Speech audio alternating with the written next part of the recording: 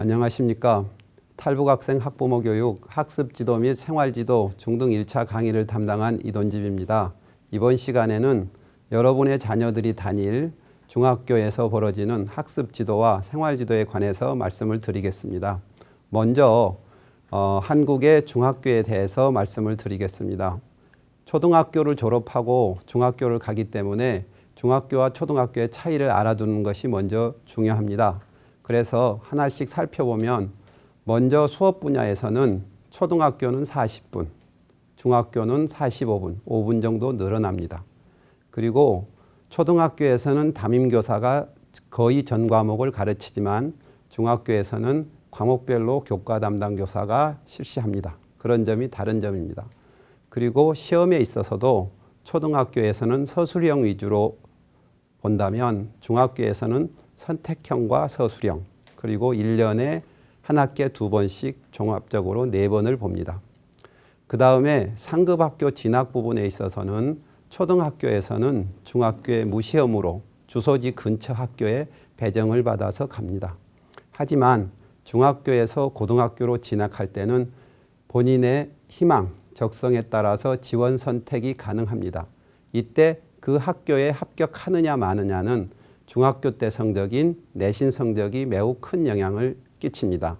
그래서 진로 선택이 매우 중요한 것입니다. 그 다음에 아이들이 가장 좋아하는 급식입니다. 급식은 초등학교는 전국적으로 일부 지역을 제외하고는 다 무상급식입니다. 급식비가 들어가지 않습니다.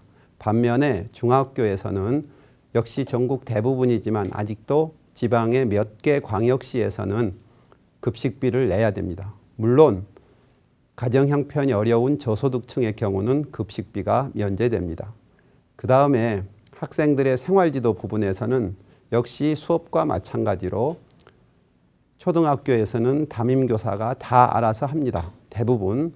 하지만 중학교에서는 담임의 역할이 제한적이고 학생들이 사춘기여서 규칙을 잘 안 지키는 사례가 발생하기 때문에 생활지도에 어려움이 있고 담당 부서에서 그 위반하는 학생들에 대한 처리를 합니다. 네. 그래서 중학교 같은 데서는 이런 사안이 발생했을 때 학부모를 학교로 오시라고 하기 때문에 학교에서 전화 오는 것을 좀 꺼려합니다. 그 다음에 초등학교 때 학습 지도는 교실에서 하는 공부도 중요하지만 놀이 중심으로 여유롭게 진행이 됩니다.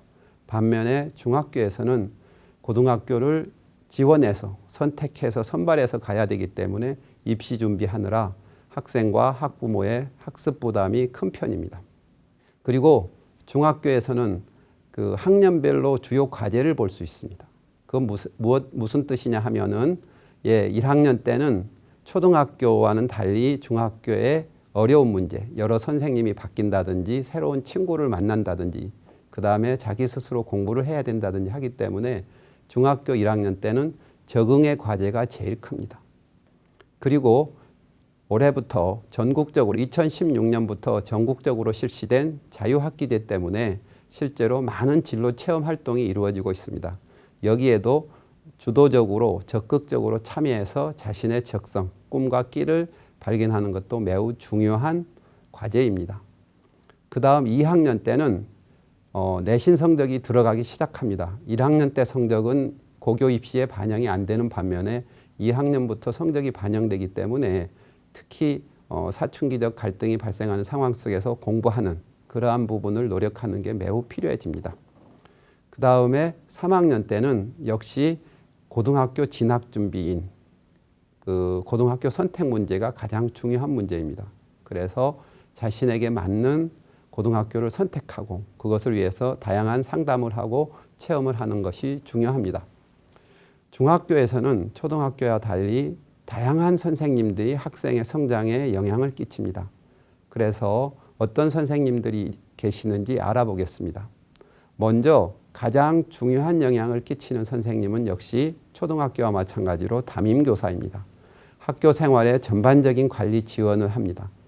하지만 수업 시간이 한정되어 있기 때문에 아침 조회 그리고 오후 종례를 통해서 학생 지도와 학급 운영을 할 뿐입니다. 문제점은 북한과는 달리 해마다 바뀐다는 점입니다. 그리고 탈북 학생 숫자가 전국적으로 적기 때문에 탈북 학생 지원 프로그램에 대해서 잘 모를 수 있습니다. 그런 경우는 학부모님이 학교를 방문하셔서 담임 선생님이 탈북 학생에 대해서 잘 알고 있구나, 아니면 잘 모르고 있구나, 거기에 맞춰서 행동을 결정하시는 게 좋습니다. 이런 것에 대비해서 두 번째로 탈북 학생 지원 업무 담당 교사가 학교마다 배치되어 있습니다. 하지만 그 업무를 한다고 해서 그분이 전문가는 아닙니다. 그래서 그분에게 말씀을 할 때는 그것도 모르냐 하는 식이 아니라 이런 것을 좀 해주세요라고 어머님이 먼저 알고 부탁하는 게 좋습니다.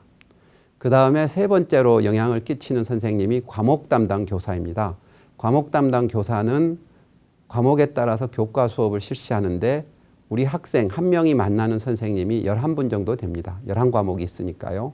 그래서 이 우리 학생이 좋아하는 과목이다, 싫어하는 과목이다에 따라서 진로 적성이 발견되기도 하고 학교 가기도 싫어지기도 하기 때문에 그 학생이, 자녀가 그 선생님을 좋아하느냐 싫어하느냐도 미리 알아두는 게 좋습니다.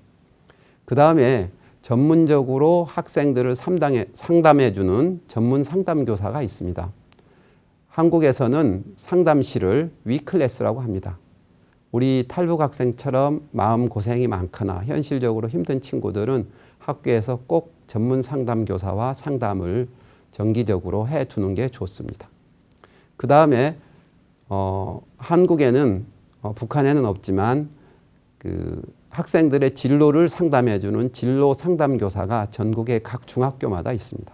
그래서 1학년 때부터 찾아가서 적성, 그 다음에 고등학교 진학 문제 등을 논의하는 게 좋습니다.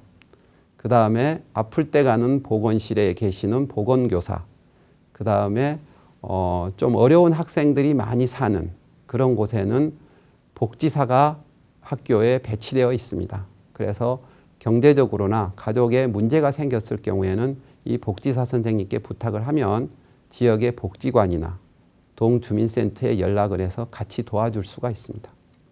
그 다음에 우리 탈북 학생들이 꼭 가봤으면 하는 곳이 도서실입니다. 도서실에 가면 사서 선생님이 계셔서 체계적인 독서 교육을 시켜줄 수도 있습니다. 그래서 수업은 안 들어오지만 방금 말씀드린 이러한 선생님들을 다양하게 만나면 우리 학생들이 보다 더 크게 성장할 수가 있습니다. 실제로 담임교사나 탈북 학생 지원 업무 담당 교사가 1년마다 바뀌는 상황이기 때문에 위에 방금 전에 말씀한 전문 상담교사, 진로 상담교사, 보건교사 등은 한 학교에서 계속 오래 있을 수도 있습니다. 그렇기 때문에 그분들에게 의지를 하고 그분들의 도움을 받아서 학교 생활을 하는 것이 필요하다고 하겠습니다. 학부모님들이 가장 많이 관심을 갖고 있는 그 경제적 문제입니다. 탈북 학생들은 교육 지원비가 어떻게 나올까 하는 부분입니다. 실제로 우리 탈북 학생들은 교육보호 대상자로 지정이 되어서 학비를 하나도 안 낸다고 알고 있습니다. 하지만 또 학교에서 이러저러한 비용을 내라고 CMS 계좌에 가입을 해서 돈을 빼내간다고 하는 문자를 받을 수가 있습니다. 그때 당혹스러워 할 텐데 학교에서 지원해 주는 돈이 있고 예산이 있고 그렇지 않은 경우도 있습니다. 먼저 살펴보겠습니다. 교육비 지원 대상자를 보면은 이제 한국 사람들도 마찬가지입니다. 탈북하신 분이나 한국에 계속 계신 분이나 마찬가지인데요. 기초생활수급자, 그 다음에 법정 한부모 가정에 해당되는 학생들은 교육급여 대상자로서 법적으로 보호를 받아서 신고를 안 하더라도 지원을 받습니다. 그 다음에 여기 교육급여 대상자와는 달리 중위소득 50% 이하인 가정은 자녀는 교육비 지원 대상자가 됩니다. 근데 이 교육비 지원은 신청을 하지 않으면 받을 수가 없습니다. 그래서 매년 3월 초 읍면동 주민센터에 신고를 해야 됩니다. 3월 한 달 한시적으로 받기 때문에 그때는 꼭 놓치지 말고 신청을 하시기 바랍니다. 탈북 학생, 즉 북한 출신 학생들이 지원받는 교육비로는 입학금, 수업료, 학교 운영 지원비, 기숙사비 등이 있습니다. 이것은 북한 출신 학생이면 다 지원받을 수 있습니다. 하지만 지원받지 못하는 비용, 교육비도 있습니다. 예를 들면 급식비, 그 다음에 방과 후 활동비입니다. 중학교는 대부분 무상급식이기 때문에 해당이 안 되는데 고등학교에서는 급식비도 만만치 않습니다. 한 달에 5만 원 정도 되기 때문에 우리 탈북학생 가정에서는 꽤 부담이 됩니다. 그리고 방과 후 활동비도 역시 프로그램 하나씩 신청할 때마다 비용이 추가되기 때문에 그 부분도 약간 비용 부담이 될 수 있습니다. 물론 이 방과 후 활동비하고 급식비는 가정이 어려우면 한국 학생들과 마찬가지로 저소득층이면 역시 지원이 됩니다. 고등학교 같은 경우에는 입학금, 수업료, 학교 운영 지원비, 기숙사비는 지원이 되지만 학습 재료비, 수련회 참가비, 체험활동비는 직접 부담해야 됩니다. 급식비와 방과 후 교육비는 탈북학생 여부와 상관없이 가정 형편에 따라 지원이 결정됩니다. 물론 학교 예산에 따라서 학교장 추천으로 지원을 받을 수도 있습니다. 그래서 학기 초에 담임 선생님을 뵙고 가정 형편을 말씀드리고 지원을 부탁드리는 것도 한 방법이 될 수가 있습니다. 학부모님 자제들 중에서 제3국, 중국 같은 곳에서 출생한 친구 같은 경우는 북한 출신이 아니기 때문에 교육보호 대상자가 아닙니다. 그런 경우에도 저소득 가정일 경우에는 지원이 됩니다. 그래서 주민센터에, 동주민센터에 신고를 해서 저소득층인지 아닌지 확인해 보는 게 바람직하다고 볼 수 있습니다. 그러면 사실 자녀를 학교에 보내놓고 어떻게 우리 자녀가 잘 다니는지, 우리 자녀가 잘 다닐 수 있게 하려면 어떻게 해야 되는지, 그런 부분에서 지금부터는 학교와 소통하기라는 주제로 말씀을 드리겠습니다. 실제로 자녀를 학교에 보내놓으면 학교가 다 알아서 해준다는 게 저희가 들은 북한에 관한 내용입니다. 하지만 한국에서는 가정에서도 신경을 많이 써야 됩니다. 그래서 실제로 북한에서의 차이 때문에 화를 내시는 학부모님들도 많습니다. 그래서 먼저 학교하고 소통을 잘하려면 첫째 방법이 담임교사와 면담을 하는 것입니다. 담임교사의 면담은 언제 하는 것이 좋으냐? 1년에 약 2번, 학기 초와 학기 말에 하는 것이 좋습니다. 그러니까 3월 그리고 12월에 한 번씩 하는 게 좋습니다. 3월에는 새로 담임 선생님이 정해지고 난 뒤에 우리 아이에 대한 안내, 그리고 담임 선생님과 얼굴 익히기, 그 다음에 이후에 말씀드리고 싶은 것, 부탁드리고 싶은 것을 부탁드리는 그런 계기로 쓰면 됩니다. 그것을 통해서 담임 선생님하고 얼굴을 좀 익혀둬야 그 다음에 전화를 한다거나 아이에 관한 문제가 생겼을 때 부탁을 드릴 때 아주 쉽게 해결할 수 있습니다. 그 다음 두 번째는 학기 말입니다. 대부분 한국 학부모님들도 1년에 2번씩 가지는 않습니다. 하지만 우리 탈북 학생 학부모님께서는 어머님도 그렇고 아이도 학교에 서툴기 때문에 1년에 2번씩 가는 게 바람직하다고 봅니다. 학기 말에 가서는 1년 동안의 지도에 감사드리고 그 다음에 1년 동안 어떻게 지냈는지 확인을 하고 그 다음에 다음 해를 부탁하면 되겠습니다. 예, 김영란법이 통과가 되어서 이제는 학교에 찾아갈 때 아무것도 아무 선물도 안 들고 가도 아무도 나무라지 않습니다. 그냥 당당하게 가셔서 면담을 하시면 되겠습니다. 그리고 이 1차 면담 3월 초에 학교 담임 선생님과 면담을 하고 나서는 반드시 담임 선생님 전화번호라든지 그런 것을 알고 나서 이후 기회 있을 때마다 문자 등 수시로 연락을 하면 담임 선생님도 탈북하신 분이라는 그 어려움, 어색함을 버리고 훨씬 더 친해져서 아이들에게 더 많은 도움을 줄 수가 있습니다. 예, 그러니까 꼭 전화번호를 받아두시는 게 좋습니다. 그 다음에 가장 많이 쓰는 방법은 가정통신문입니다.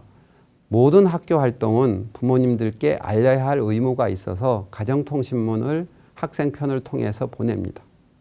그런데 어머님들이 집에서 그 가정통신문을 받아보기가 쉽지 않습니다. 한국 학생들도 상당 부분이 집에 전달해 주라고 하면 잘 전달을 하지 않습니다. 그래서 자녀가 꼬박꼬박 가정통신문을 집에 갖고 오면 훌륭한 학생이라고 칭찬해 줄 필요가 있습니다. 실제로 이 가정통신문 내용을 문자라든지 다른 매체, SNS를 통해서 보내주는 학교들도 많이 있습니다. 그것을 참고하시고 만약에 가정통신문 내용이 모르겠다 그러면 다시 선생님께 문자나 전화를 드려서 내용을 제대로 파악하는 게 좋습니다. 그 다음에 초등학생들일 때 많이 쓰는 알림장, 매일매일 전달 사항을 공책에 적어서 부모님 확인을 받게 하는 그런 게 있고요. 또 하나는 요즘 많은 학교들이 하는 학사력이라고 하는 게 있습니다. 1년 동안 학교 내 일정을 달력에 표시해서 그 달력을 주는 것입니다. 그러면 집에서 부모님께서는 그 달력만 보고도 오늘은 소풍을 가는지 오늘은 체험학습을 가는지 재량 휴업일인지 등을 알 수가 있습니다. 그 다음에 조금 어려운 게 있습니다. 학부모 알림이 서비스라고 인터넷을 통해서 학교의 재반 사정을 알 수 있는데요. 저희 학교에서도 학부모 300명 중에서 가입하신 분은 30명도 안 됩니다. 그렇기 때문에 어려운 부분인데 이것은 외부의 도움을 받아서 공인인증서, 그 다음에 회원가입 등을 하고 가입을 하게 되면은 학교 내 다양한 정보를 알 수가 있습니다. 그 다음에 실제로 학교와 소통하기 위해서 다른 학부모하고 친해지면 좋은데 아이들이 반대하는 경우가 많습니다. 자기는 학생은 북한 사투리 안 쓰고 잘 지낸다고 하고 있는데 어머니가 학부모 총회에 참석해서 북한 사투리로 막 얘기하는 바람에 자기가 북한에서 온 게 탈로 났다고 엄마와 갈등을 벌이는 경우도 있었습니다. 그래서 그런 부분은 조금 주의를 해주시고 담임 선생님과 소통을 하는 게 좋겠습니다. 그 다음 방금 전에 설명해 드렸던 학부모 알림이 서비스, 즉 나이스 학부모 서비스에 대해서 잠시 자세하게 말씀을 드리겠습니다. 요즘은 인터넷을 통해서 모든 정보를 다 접할 수가 있습니다. 가정통신문, 성적표, 생활기록부 발행까지 다 할 수 있습니다. 그래서 은행 거래, 인터넷 뱅킹을 하거나 그런 은행 거래를 할 때 쓰이는 공인인증서를 만든 후에 거기에 나이스에 회원가입을 하면 학교 담임 선생님이 승인을 해주면 사용이 가능합니다. 이것은 1학년 때 가입하면 3학년 때까지 계속 쓸 수 있고 학생이 졸업을 하고 나서도 그때 활동 내용을 확인할 수가 있습니다. 하지만 전학을 가게 되면 그 학교에 가서 다시 가입을 해야 되는 어려움은 있습니다. 나이스 대국민 서비스라는 곳에 가서 학부모 서비스를 신청하면 됩니다. 학부모님들이 담임 선생님을 면담할 때, 담임 선생님이 주로 물어보는 내용이 있습니다. 도대체 뭘 물어보지 하고 걱정하실 텐데요. 그렇게 어렵지 않습니다.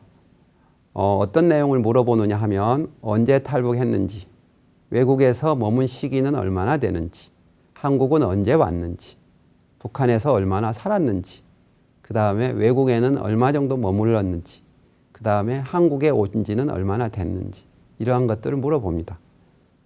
그 다음에 역시 학교이기 때문에 학생이 북한에서 얼마나 공부했는지, 오는 도중에 중국이나 다른 곳에서 어떤 공부를 했었는지, 그 다음에 한국에서 어떤 공부를 했는지를 물어봅니다. 이 부분에 관해서는 학급이 변할 때마다, 학년이 올라갈 때마다 계속 물어볼 수도 있기 때문에 편지나 어떤 문서 형태로 작성해서 담임 선생님께 학년 바뀔 때마다 보여드리는 것도 한 방법일 수가 있습니다. 자, 그러면 담임 선생님을 만났을 때 여러분이 물어두면 좋을 내용을 말씀드리겠습니다. 먼저 아까도 말씀드렸다시피 담임 선생님 연락처는 꼭 확보해야 됩니다. 그리고 나서는 나중에 이러저러한 문제가 생겼을 때 담임 선생님 외에 누구를 찾아가면 됩니까? 이것도 꼭 물어보면 좋습니다. 그러면 보건선생님이나 전문상담선생님이나 진로상담선생님 등을 소개시켜 줄 것입니다. 그 다음에 우리 북한에서 온 친구들은 학습 결손이 많습니다. 그래서 다른 남한 친구들과는 한국 친구들과는 달리 공부를 따로 해야 됩니다. 그래서 북한말로 독선생을 붙여줬으면 하는 게 있습니다. 그래서 그 부분을 물어보시면 됩니다. 대학생이나 멘토링이나 등을 통해서 아이에게 개별적으로 공부를 시켜줄 수 있는지, 그러한 제도가 있는지를 꼭 확인하시기 바랍니다. 그 다음에 한국의 대부분 학교에서는 수업을 마치고 난 후에 방과 후 학교라는 게 있습니다. 그리고 학교마다 종류가 다르기 때문에 축구를 좋아하는 우리 탈북 학생 같은 경우는 축구 방과 후 반이 있는지, 그 다음에 수학을 더 공부하고 싶은 친구는 수학반이 있는지를 확인하고 거기에 어떻게 하면 들어갈 수 있는지도 물어보는 게 좋습니다. 그 다음에 만약에 어머님께서 학교 행사에 적극적으로 참여하고 싶다면 그것에 관한 것을 물어봐도 좋겠습니다. 그 다음에 이 담임 선생님과 만날 때 요청사항입니다. 어떤 걸 요청하면 도움을 받을 수 있을까? 첫째는 반드시 말씀드려야 할 내용이 모르는 것이 많으니까 자주 연락 주십시오. 그리고 많이 가르쳐 주십시오라고 부탁을 꼭 해야 됩니다. 따지듯이 하지 말고 부탁을 해줬으면 좋겠습니다. 그 다음에 절대로 놓치지 말아야 될 게 첫날 처음 뵀을 때 하는 얘기가 공부 잘하고 착한 친구로 짝을 맺어주세요라는 말씀은 꼭 드려야 됩니다. 공부 잘하고 착한 친구는 북한에서 온 친구를 잘 돌봐줘서 초반에 학교 적응하는데 아주 긍정적인 역할을 끼칩니다. 그래서 빈자리에 앉혀주지 마시고 공부 잘하고 착한 친구 짝을 맺어달라고 부탁을 하시기 바랍니다. 그 다음에 이 탈북 학생들에게 있어서는 탈북 학생으로 알려지면 따돌림을 당할까 또 다른 피해가 없을까 걱정이 많습니다. 그래서 탈북 학생이라고 알려져 있는지 아닌지 걱정을 많이 하기 때문에 담임 선생님께 반드시 이 학생을 탈북 학생이라고 공개를 하고 싶으면 반드시 사전에 학생이나 부모와 상의를 해서 결정해 주시면 고맙다고 말씀을 드려야 됩니다. 그 다음에 이후 과정에서 공부하는데 우리 아이가 공부하는데 도움이 될 만한 것이 있으면 꼭 연락을 달라고 말씀을 해주시면 되겠습니다. 이상 학교와 소통하기에 대해서 말씀을 드렸고요. 지금부터는 교육과정에 대해서 말씀을 드리겠습니다. 교육과정에서는 교과 수업, 창의 체험활동, 그 다음에 평가, 자유학기에 관한 내용을 말씀드리는데요.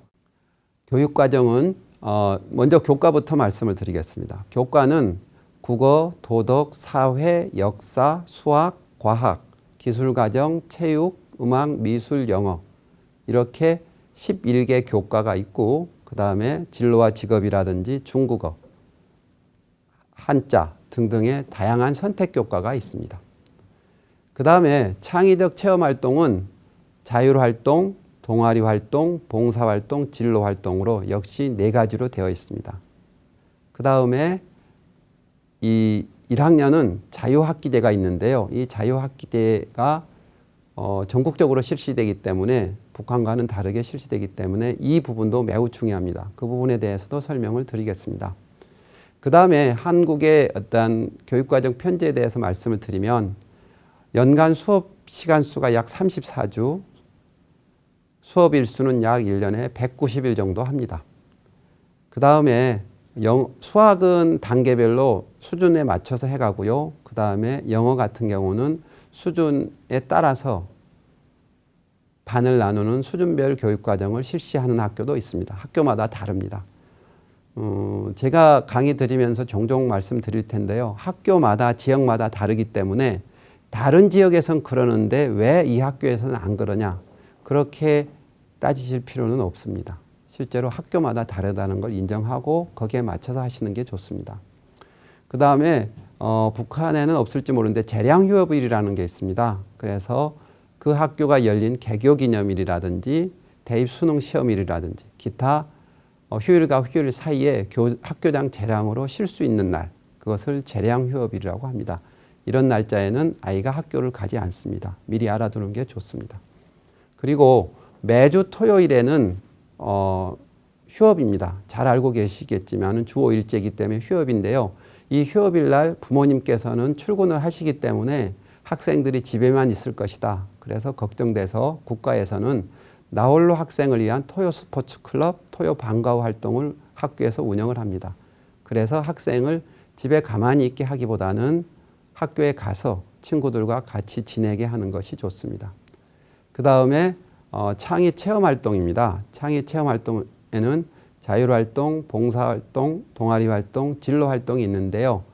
교과서를 배우지는 않지만 내신 성적에는 반영이 되고 대학 입시에도 중요하고 앞으로 인생을 살아가는데 크게 도움이 될 만한 내용입니다. 그래서 이런 부분에도 적극적으로 참여할 수 있도록 지도를 해주시면 됩니다. 우리가 진로를 선택한다고 할 때는 학생의 적성에 맞게 가야 되기 때문에 이 적성 발견에 매우 중요한 활동 등입니다. 동아리 활동은 북한의 소조 활동과 같습니다. 전교생이 의무적으로 참석해야 하는 것입니다. 예. 그 다음에 평가입니다. 평가는 한국의 학교는 대부분 중간고사, 기말고사, 학기마다 2번씩 해서 4번, 1년에 4번 봅니다. 그리고 고등학교 입시에 내신 성적으로 반영되기 때문에 학부모나 아이들이 매우 중요하게 생각하고 있습니다. 예. 그 다음에 시험 문제는 주로 선택식과 주관식, 주관식은 단답형과 서술형으로 이루어지는데 우리 탈북 학생들은 외워서 쓰는 서술형은 제법 잘 씁니다. 하지만 선택하는 형식의 문제는 많이 힘들어하기 때문에 학교 가서 초반에 선택형 문제집을 사서 여러 번 풀어보는 것도 도움이 될 수가 있습니다. 그리고 성적을 매기는 데 있어서 꼭 교실에서 시험 문제로만 푸는 지필평가뿐만 아니라 활동 과정을 평가하고 결과를 평가하는 수행평가라는 것이 있습니다. 체육, 음악, 미술은 대부분 수행평가로 이루어집니다. 그래서 학교 활동에 적극적으로 참여하는 것이 필요합니다. 아마 뉴스에도 많이 봤을 텐데 자유학기제에 관한 내용입니다. 자유학기제라고 하는 것은 그냥 교과서 읽고 공부하는 것보다는 토론하고 실습하고 진로 체험 활동을 통해서 다양한 체험, 독서, 토론, 실습, 예체능 등을 경험할 수 있도록 1학년의 한 학기를 그걸로 편성한 것입니다. 그래서 그 학기 동안에는 대개 1학년 2학기 때 실시되는 중학교 1학년 2학기 때 실시되는데요. 그때는 시험을 보지 않습니다. 오전에는 국영수 중심의 교과 수업을 하고 오후에는 예술, 체육, 주제 선택 등의 다양한 활동을 합니다. 그리고 이 자유학기제 기간의 성적은 고교 입시에 반영이 안 되기 때문에 학생들이 부담 없이 활동을 합니다. 학습 지도의 배경입니다. 우리 탈북 학생 친구들은 북한에 있어서나 그 다음에 오는 과정 그리고 한국에 와서 교육 체제가 다르기 때문에 학습 부진 현상이 많이 나타납니다. 그래서 이 상급 학교에 갈수록 학습 결손이 누적되는 경우가 많이 나타납니다. 그래서 점점 무기력해지고 학교 다니기 싫어지고 그렇습니다. 그래서 실제로 여기에 대한 다양한 해결 방안이 필요해집니다. 특히 개인별 맞춤형 지도가 꼭 필요하다고 볼 수 있습니다. 그러기 위해서는 학교, 가정, 그리고 지역사회가 힘을 합쳐서 아이들의 문제를 하나씩 해결해 가야 된다고 봅니다. 우리 아이들의 학습 문제를 해결하기 위한 방안으로는 여러 가지가 있지만 첫째 가장 많이 활용되고 있는 게 1:1 학습 멘토링이라고 하는 것입니다.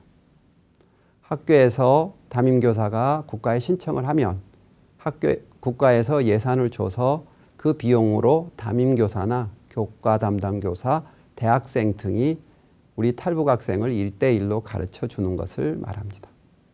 물론 수업을 마치고 방과 후에 실시합니다. 그 다음에 수업 중에는 우리 탈북 학생만 따로 가르쳐주는 그렇게 친절한 학교는 많지 않습니다.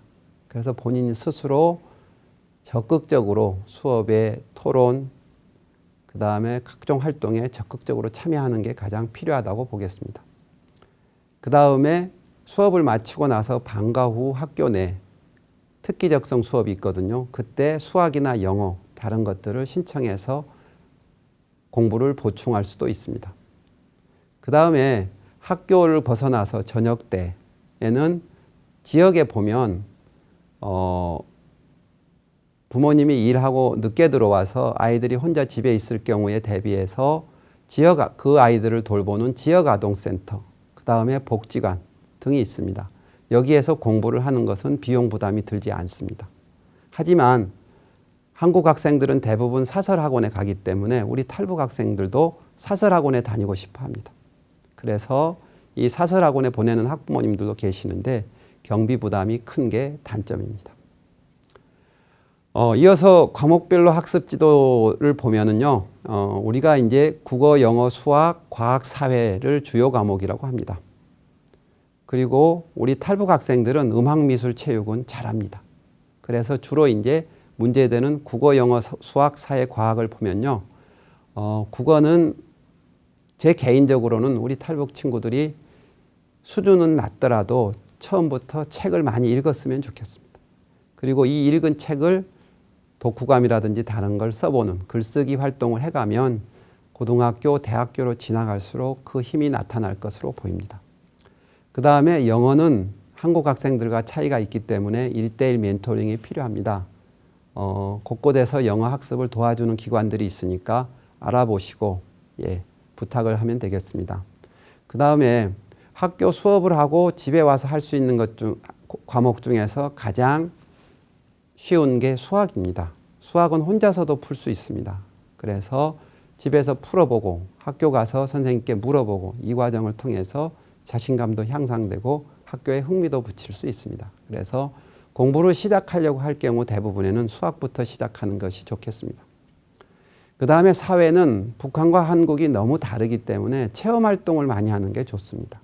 그래서 아이를 데리고 학교 선생님들이 어디를 간다고 했을 때 왜 공부 안 하고 아이들 데리고 놀러 가느냐, 그거 하지 말고 선생님과 같이 이곳저곳을 다니면서 한국 사회를 배울 수 있도록 하는 게 좋겠습니다.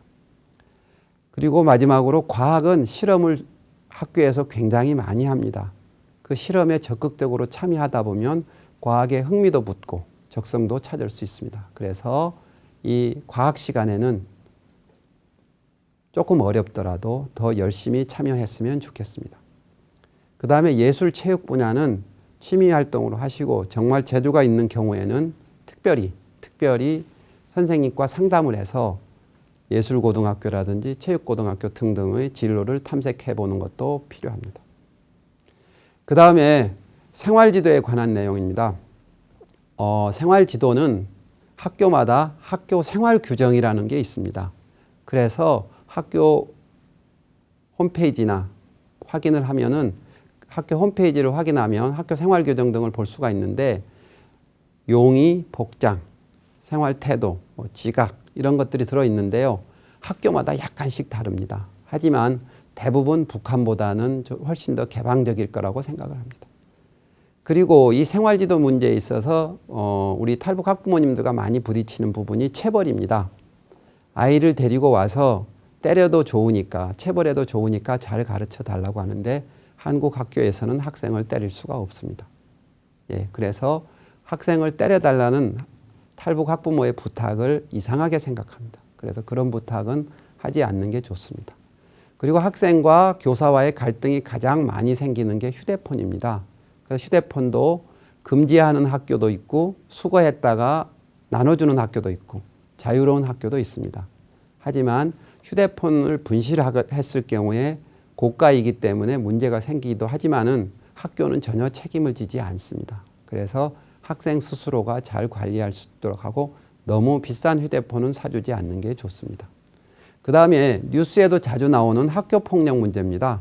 학교폭력은 다양한 형태, 꼭 주먹으로 때리는 것뿐만 아니라 언어라든지 인터넷상의 욕이라든지 문자라든지 이런 것도 다 발견되면 발생하면 학교폭력대책위원회에 회부되어서 처벌을 받게 됩니다. 심한 경우는 그 학교를 못 다니고 다른 학교로 강제 전학 조치되기도 합니다.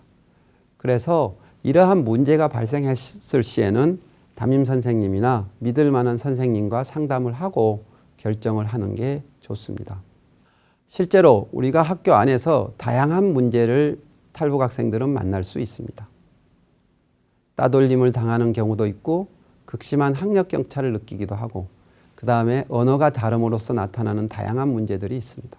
그리고 북한에서의 생활 또는 탈북 과정에서의 심리적 상처를 많이 겪기도 했습니다. 이러한 것들은 단숨에 해결되지 않습니다. 부모님과 아이 힘만으로 해결되기도 힘듭니다.